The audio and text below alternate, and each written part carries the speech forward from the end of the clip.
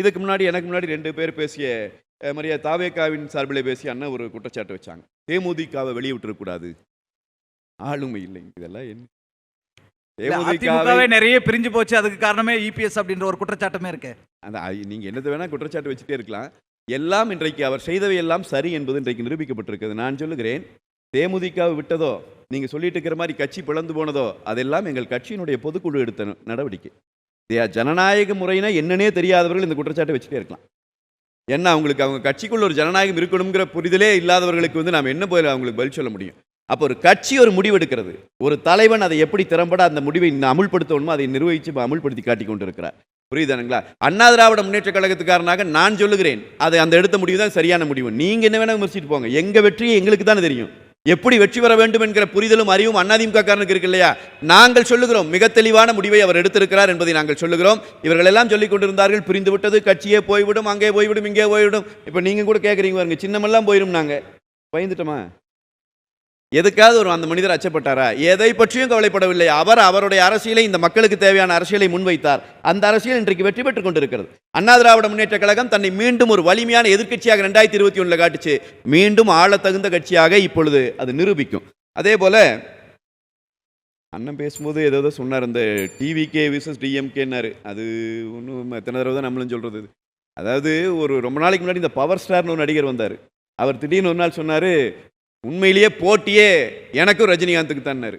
இப்ப விஜய்க்கு எனக்கு தான் போட்டின்னு சொல்லியிருக்காரு. அது புரியுதா? அப்ப அன்னைக்கு விஜய் உட்கார்ந்து அழுதுருப்பாரா வீட்டில்?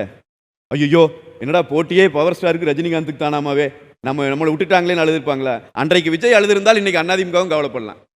இதெல்லாம் போற போக்கில் ஏதோ ஒரு ஒரு மனப்பிறழ்வுல பேசுற மாதிரி எனக்கு படுது. இதெல்லாம் என்ன? எஸ்ஐஆர் பத்தி அண்ணன் சொன்னாரு. நான் நேரடியாக கேட்கிறேன், எஸ்ஐஆர் அந்த களத்துல தாவேகாங்கிற ஒரு கட்சியை எங்காவது யாராவது பார்க்க முடிஞ்சா?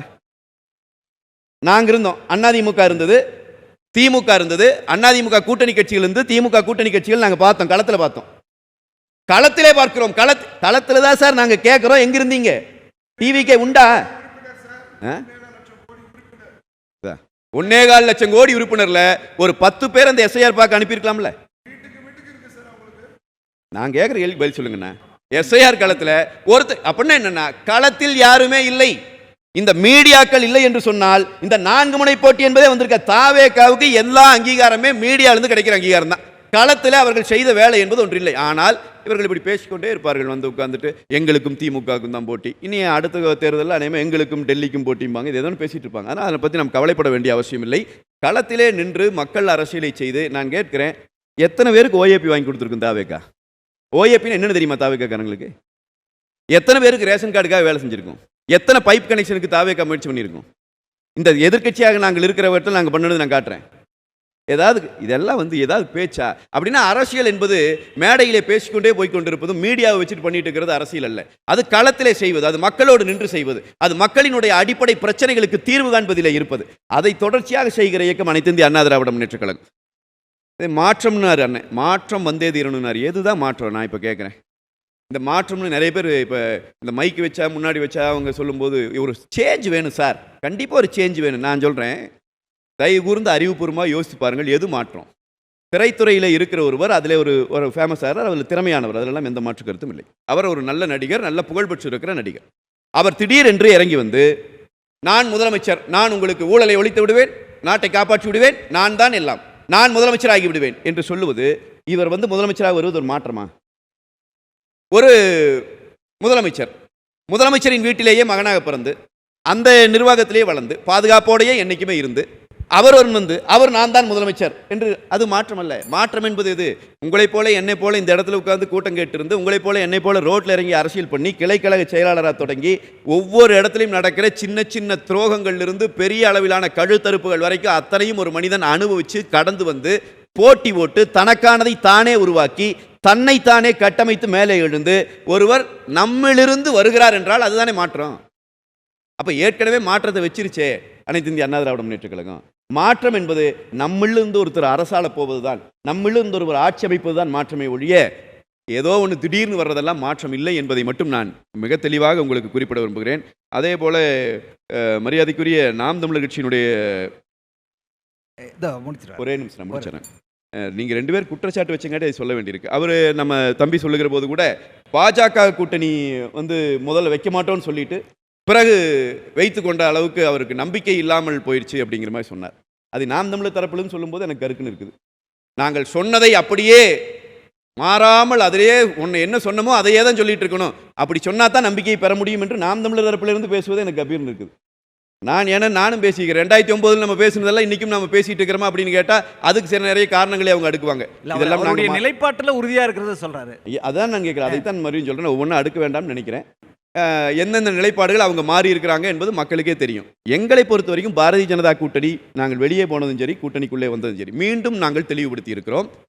அரசியல் கட்சிகள் கூட்டணி அமைப்பது என்பது கொள்கை சார்ந்ததல்ல, அது அந்த அரசியல் சூழல் சார்ந்தது. இந்த இருக்கிற அரசியல் சூழலில் தமிழ்நாட்டை திமுக நரவேட்டையாடி கொண்டிருக்கிற இந்த சூழல் இருக்கிறது. திமுகவை அப்புறப்படுத்த வேண்டிய அவசியம் என்பது இன்றைக்கு இருக்கிறது. அதனாலே தான் நாம் தமிழர் உள்ளிட்ட எல்லா கட்சிகளை சேர்த்து தான் நாங்கள் சொன்னோம், திமுகவை அப்புறப்படுத்த வேண்டும் என்று சொன்னால் நம்முடைய கொள்கைகள் எல்லாம் இருக்கட்டும். எல்லாரும் அவங்க கொள்கை ரீதியாக இருக்கிற முரண்பட்டவங்க கூட்டணியே வச்சுக்க முடியாதுன்னா காங்கிரஸும் கம்யூனிஸ்டும் தாங்க இந்தியாவிலேயே மாபெரும் கொள்கை எதிரி. அதெல்லாம் ஒரு பிரச்சனை கிடையாது.